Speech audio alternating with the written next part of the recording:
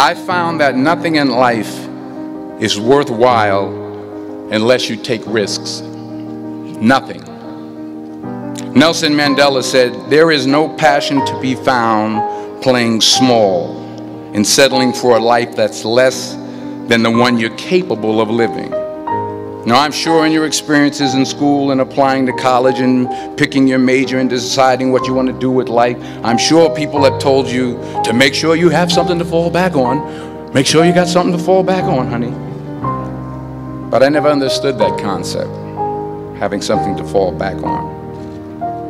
If I'm going to fall, I don't want to fall back on anything except my faith.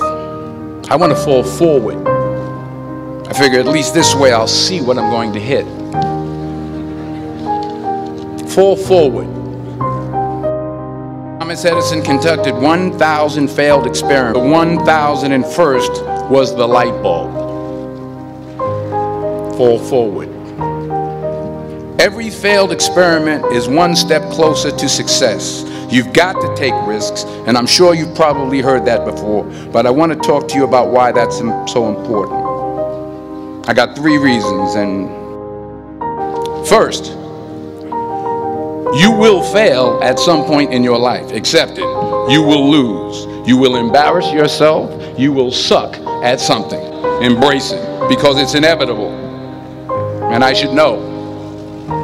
In the acting business, you fail all the time. Early on in my career, I auditioned for a part in a Broadway musical. Perfect role for me, I thought, except for the fact that I can't sing. So I assumed I didn't get the job. But the next part of the audition, he called me back. The next part of the audition is the acting part of the audition. So I'm like, hey, okay, maybe I can't sing, but I know I can act. So they pair me with this guy, and again, I didn't know about musical theater. And musical theater is big, so they can reach everyone all the way in the back of the stadium. And I'm more from a realistic, naturalistic kind of acting where you actually talk to the person next to you. So I don't know what my line was. My line was, well, hand me the cup. And his line was, well, I will hand you the cup, my dear. The cup will be there to be handed to you. I didn't get the job.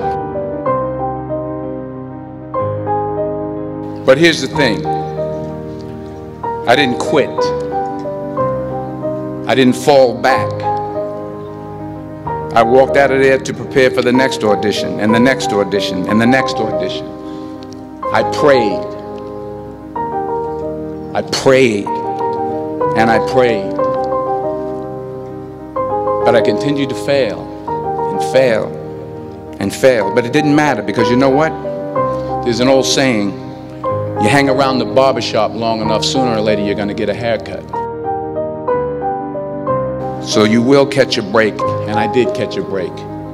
If you don't fail, you're not even trying. I'll say it again. If you don't fail, you're not even trying. My wife told me this great expression. To get something you never had, you have to do something you never did. Les Brown's a motivational speaker. He made an analogy about this. He says, imagine you're on your deathbed, and standing around your deathbed are the ghosts representing your unfulfilled potential. The ghost of the ideas you never acted on. The ghost of the talents you didn't use. And they're standing around your bed, angry, disappointed, and upset. They say, we came to you because you could have brought us to life, they say. And now we have to go to the grave together. So I ask you today, how many ghosts are going to be around your bed when your time comes? Because remember this. So you got to get out there. You got to give it everything you got, whether it's your time, your talent, your prayers, or your treasures. All right, now here's my last point about failure. Sometimes it's the best way to figure out where you're going. Your life will never be a straight path.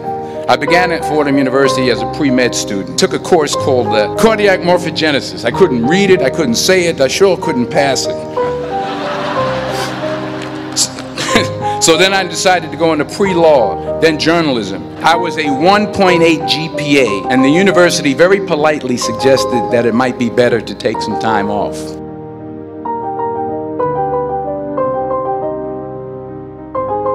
I was 20 years old. I was at my lowest point. And then one day, and I remember the exact day, March 27th, 1975, I was helping my mother in her beauty shop. My mother owned a beauty shop up in Mount Vernon. And there was this older woman who was considered one of the elders in the town. And I didn't know her personally, but I was looking in the mirror. And every time I looked at the mirror, I could see her behind me. And she was staring at me. She just kept looking at me. Every time I looked at her, she kept giving me these strange looks.